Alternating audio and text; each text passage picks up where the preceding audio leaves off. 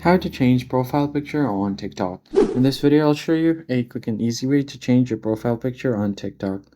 Open up TikTok application first, and then from there, head over to your profile section at the bottom right corner. Once you land on the profile page, all you have to do is tap on the profile picture.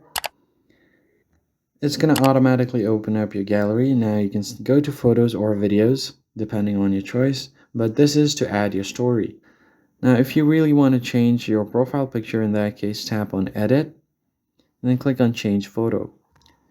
Now, you can take a photo right now, view your photo, or select from your gallery. So I'll just tap on Select from Gallery. Here, I'll just select a random picture, and then tap on Select, tap on Next, and then you can zoom in to fill it out or leave it however you want. I'll just completely fill out my profile picture by zooming in. And if you're not able to completely zoom in, then you could just leave it as it is over here. And once that is done, tap on Save and Post. If you want to post this, you could do that. Or if you don't, just uncheck the box and then tap on Save. Now you have successfully updated your profile picture on TikTok. If this tutorial was helpful, hit the like button below and subscribe. I'll catch you in the next one.